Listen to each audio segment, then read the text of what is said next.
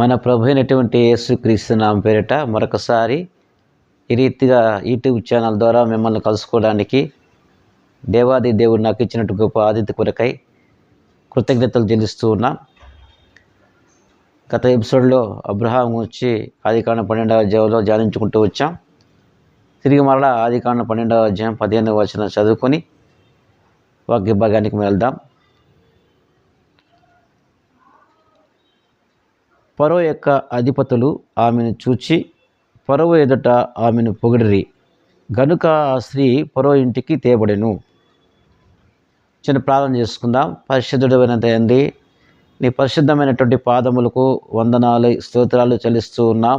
ప్రభువా తండ్రి, నీ పిల్లలు ప్రభువా వాక్యం వినిపోతున్నారు. సేవకులు నాయనా, సువార్థికులు తండ్రి, నలుదిక్కుల తండ్రి ఆయా స్థలాల్లో ఉన్న వాళ్ళందరినీ కూడా జ్ఞాపకం చేసుకుంటూ నాయన నీ వాక్యం నాయన వివరిస్తుండగా ప్రభా మీరే మా ఎడల లోపల ఉండి తండ్రి మీరే వారితో మాట్లాడమని తండ్రి నీ చేతులకు నన్ను అప్పచెప్పుకుంటూ యేసు ప్రభు నామం పేరిట ప్రార్థిస్తూ ఉన్నాం తండ్రి, ఆమెన్. మంచిది. చదువుకున్నటువంటి ఈ లేఖన భాగాన్ని మనం అనుసరిస్తూ ఇక్కడ అబ్రహాము ఆదికాండం 12వ అధ్యాయంలో 15వ వచనంలో ఫరో యొక్క అధిపతులు ఆమెను చూచి, ఎవరిని చూచారంటే అబ్రహాము యొక్క భార్య అయిన శారాయిని చూసి ఏమన్నారు? ఫరో ఎదుట ఆమెను పొగిడిరి అని రాయబడింది. ఇక్కడ ఫరో దగ్గర ఉన్నవారు, ఆ అధిపతులైనటువంటి వారు, ఆ పెద్దలైనటువంటి వారు ఆ స్త్రీని చూసి ఆమె యొక్క అందాన్ని చూసి వర్ణిస్తున్నప్పుడు ఫరో అది విన్నాడు. విన్న తర్వాత ఆ ఫరో ఇంటికి ఆమె వెళ్ళినట్టుగా మనం చూస్తున్నాం. దాని కింద వచ్చిన చదువుతాం చూడండి. ఆమెను చూచి ఫరో ఎదుట ఆమెను పొగిడిది కనుక ఆ స్త్రీ ఫరో ఇంటికి తేబడెను.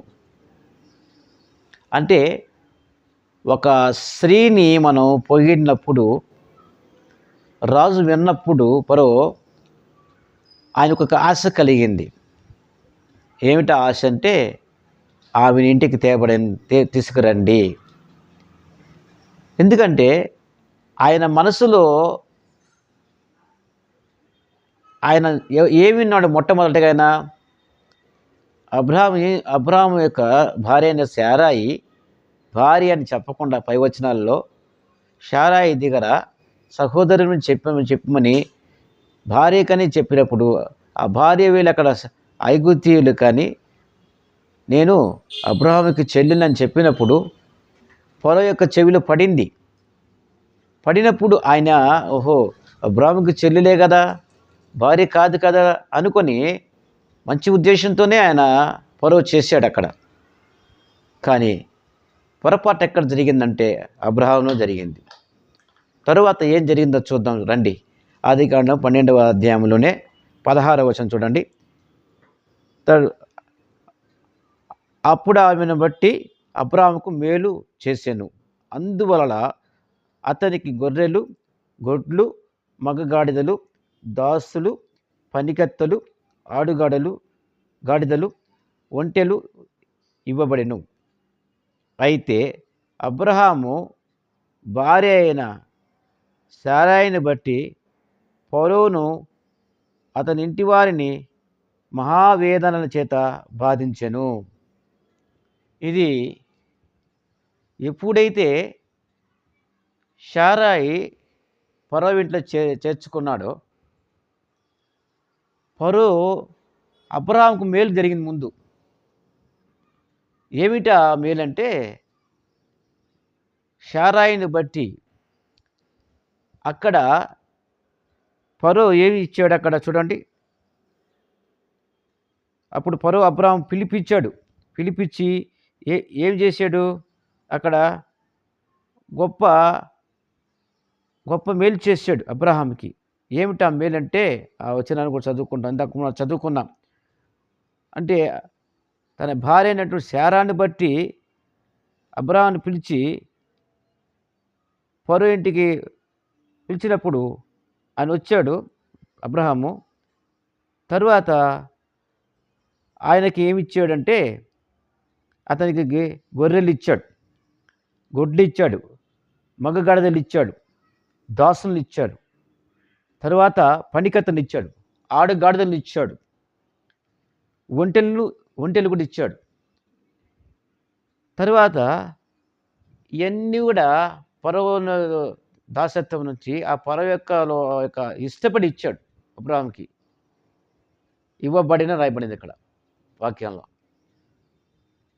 ఇచ్చిన తర్వాత ఎప్పుడైతే ఫరో అబ్రహాముని పిలిపించి అన్నీ ఇచ్చిన తర్వాత ఏం జరిగిందంటే ఫరో ఇంటి వారందరూ కూడా మహా వేదన చేత, అక్కడ చూడండి ఆ మాట ఎంత బాధాకరంగా ఉంటుంది ఆ మాట చూడండి. అప్పుడు ఈమె నా సహోదరిని, దాని పైన వచ్చింది చూడండి 17వ వచనంలో మధ్యలో ఒక మాట ఉంటుంది. ఫరోను అతని వారిని మహావేదనల చేత బాధించెను. ఫరో అతని ఇంటి వారందరూ మహావేదనల చేత బాధించెను అనే మాట కనబడుతుంది. ఎవరు బాధించారు ఇక్కడ అంటే దేవుడు బాధించాడు. దేవుడు బయలుపరిచాడు ఫరోకి. ఫరో ఇంట్లో ఉన్నట్టు ఎంతమంది అయితే ఉంటున్నారో వారందరినీ కూడా మహావేదనల చేత బాధించినప్పుడు అప్పుడు ఫరోకి అర్థమవుతుంది, ఒరే నీకు చేసింది తప్పు. తెలుసుకున్నాడు.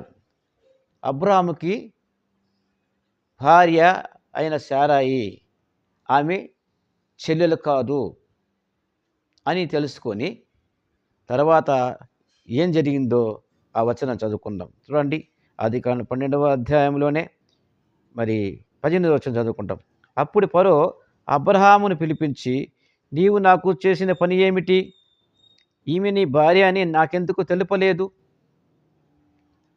పై వచనాల్లో అబ్రహాముని పిలిపించి ఒంటెలు ఇచ్చాడు, గాడిదలను ఇచ్చాడు, తర్వాత పనివారిని ఇచ్చారు, కలిగిన వాడిని ఇచ్చాడు. అది బాగున్నప్పుడు. ఇప్పుడు మళ్ళీ అబ్రహాముని పిలిపించాడు. పిలిపించి నువ్వు చేసిన పని ఏమిటి అంటూ, ఈమె నీ భార్య అని నాకెందుకు తెలుపలేదు? నీవు ఒక్క మాట అయినా కానీ నీ భార్య నా భార్య అని నువ్వు నాకు ఎందుకు చెప్పలేదు? అది నేను అడిగిన దాకా నువ్వు చెప్పలేకపోతున్నావు అని ఫరోకు బాధ. ఎందుకంటే దేవుడు మహావేదన కలిగజేసాడు కాబట్టి. తన బిడ్డల జోలికి వస్తే ఆయన ఊరుకోడు. మిమ్మల్ని మీ కనుగుడ్డును ముట్టినవాడు నన్ను ముట్టినవాడే అన్నాడు కదా ఆయన. నిజమే కదా. ఇప్పుడు శారాయిని ముట్టబోతున్న సందర్భాలలో ఫరో జరిగినట్టు మహావేదన చేత బాధించబడ్డాడంటే దానికి ఎవరు కారణం? దేవుడే కదా. దేవుడు చేయకపోతే ఆ కార్యం జరగద్దు కదా. దేవుడు బయలుపరిచాడు కాబట్టి ఫరో కలమిలుక్కొని అబ్రాహాముని పిలిపించాడు కూడా. పిలిపించి నువ్వు చేసిన పని ఏంటి? నీ భార్య సారా అని చెప్పాలి కదా నాకు అని చెప్పినప్పుడు అప్పుడేం జరిగింది చూడండి 19వ వచనం. ఈమె నా సహోదరిని అని ఎలా చెప్తివి? ఇప్పుడు చెప్తున్నాడు, ఈమె సహోదరిని నాకు ఎలా చెప్తివి అని చెప్తూ అక్కడ 19వ వచనంలో, నేను ఆమెను నా భార్యగా చేసుకుంటానేమో, అయితే నేనేమి, ఇదిగో నీ భార్య. నువ్వు సహోదరుని చెప్పావు కాబట్టి నేను నా భార్యను చేసుకోవాలనుకున్నాను. ఈ లోపల దేవుడు నాకు మా కుటుంబంలోనే మహావేదన చేత బాధించాడు. ఈమె సహోదరి కాదు, ఈమె భార్య అయిన శారయ్య నాకు తెలుసు. దేవుడు బయలుపరిచాడు నాకు. అందుకనే నీ భార్య అయిన శారయ్యని నీకు ఇచ్చేస్తున్నా, తీసుకెళ్ళన్నాడు ఫరో. ఎంత శ్రేష్టమైన మాట చెప్పాడో ఫరో. తర్వాత చూడండి ఏం జరిగింది. 20వ వచనం. మరియు ఫరో అతన్ని విషయమై తన జనులకు ఆజ్ఞాపించినందున వారు అతని భార్యను అతనికి కలిగిన సమస్తమును పంపివేసిది. ఐగుప్తు దేశం నుంచి అబ్రహామును పిలిచి ఫరో తన భార్యను శారాయను అప్పజెప్పాడు. ఒకటి ఒంటెలను, ఆడుగాడిదలను, మగగాడిదలను, కొంతమంది దాసులను ఏర్పాటు చేసుకొని అన్నీ కూడా సిద్ధపరచుకున్నాడు. ఇప్పుడు అబ్రహాము ఎంత హ్యాపీ అయి ఉంటాడో, ఎంత సంతోషం కలిగి ఉంటుందో దేవుని బట్టి. తన కలిగిందంటే ఆయన సమకూర్చుకొని ఫరో ఒక ఆజ్ఞ వేశాడు, ఆజ్ఞాపించాడు. ఏమిటా ఆజ్ఞాపించడం అంటే, అక్కడున్న జనులందరూ కూడా వీరిని ఎవరు కూడా ఏమీ అనకూడదు, ఏ అబ్జెక్షన్ చెప్పకూడదు అని అక్కడి నుంచి సమస్తము సమకూర్చబడి అన్నీ సిద్ధపరచుకొని అబ్రహాము తను, తన భార్య అయినటువంటి శారాయి, తన తమ్ముడైనటువంటి లోతుని వెంటబెట్టుకొని తిరిగి వెళ్ళిపోయాడు అక్కడి నుంచి. ఇది ఈరోజుతో అబ్రహాము యొక్క విశ్వాసము ఎంత గొప్పదో అని మనం అంటున్నాం. కానీ అబ్రహాము కూడా పొరపాటు చేశాడు ఇక్కడ. కానీ అంత మాత్రం చేత అబ్రహామును దేవుడు వదలలేదు కాబట్టి తిరిగి ఆయన్ని తన తప్పు తాను తెలుసుకొని తిరిగి దేవుని యొక్క పాదాలు పట్టుకున్నాడు. తిరిగి ఫరో యొక్క హృదయాన్ని తెరవబట్టి కలమెలుక్కున్నాడు. అది ఎవరు చేశారంటే దేవుడే కదా. ప్రియ సహోదరి సహోదరుడారా, వాక్యం విన్న నీవు నేను గొప్ప ధన్యులు వండి ఎలాంటి పొరపాట్లు మనం చేయకుండా మన తప్పులను, పాపములను ఆయన పాదాల దగ్గర ఒప్పుకుంటూ విడిచిపెట్టి ఆయన పాదాలు పట్టుకొని, ఒకవేళ మనం తప్పు చేస్తుంటే ఆ తప్పును దేవుని దగ్గర పశ్చాత్తాపంతో ఒప్పుకొని విడిచిపెట్టి పాపం నుంచి విడుదల పొంది తిరిగి క్షమాపణ పొందుకొని, నా కొరకు సిలువలో ప్రాణం పెట్టాడని, నా కొరకు తిరిగి లేచాడని నువ్వు విశ్వసిస్తే నువ్వు ధన్యుడు, ధన్యురాలవే. అట్టి కృప, అట్టి దయ, అట్టి ప్రేమ దేవుడు మీ అందరికీ దయచేయునుగాక. ఆమెన్. తలలు ఉంచుకుందాం, ప్రార్థన చేసుకుందాం. పరిశుద్ధుడు అయిన తండ్రి, నీ పరిశుద్ధమైన పాదాలకు వందనాలు, స్తోత్రాలు చెల్లిస్తూ ఉన్నాం ప్రభువా. తండ్రి, ఈ యొక్క మంచి సమయాన్ని బట్టి స్తుతిస్తున్నాం.